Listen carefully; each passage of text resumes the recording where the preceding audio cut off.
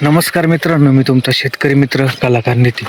तर मित्रांनो, काल जे बिलगलो सकाळी सकाळी आंघोळीच्या आधी आखा मल्चिंग पेपर काढूनच टाकला.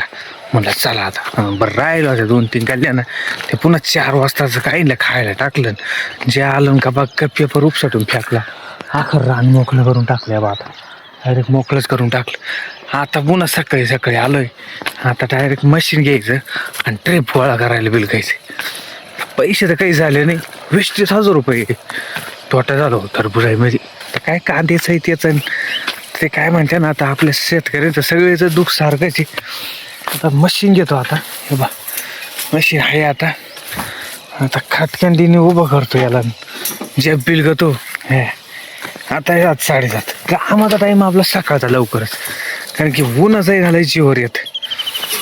त्यामुळं मग म्हणलं आता आहे ना, आता खटकन बिल गावा, म्हणजे जेणेकरून 20-25 गाडले मशीन असल्यावर काही ताण नाही राहत बरं का.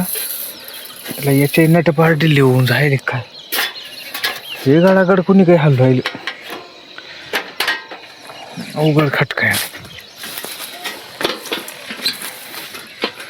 यायचं काही नाही भाऊ, एवढं लय अवघड. पेपरचाच खटका थोडा अवघड होता. आता दिल्लीच होय, नटाला हात मारून घ्यावा लागेल.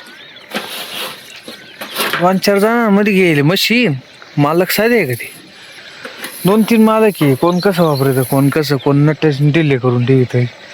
काही गळून गेलं तर परत पाहायचंय नाही.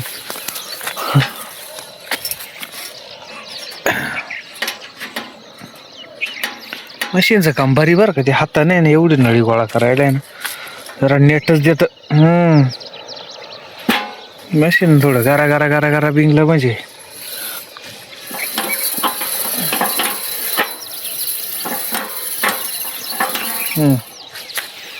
चालेल बरं का. ओके, चला करतो आता सुरुवात.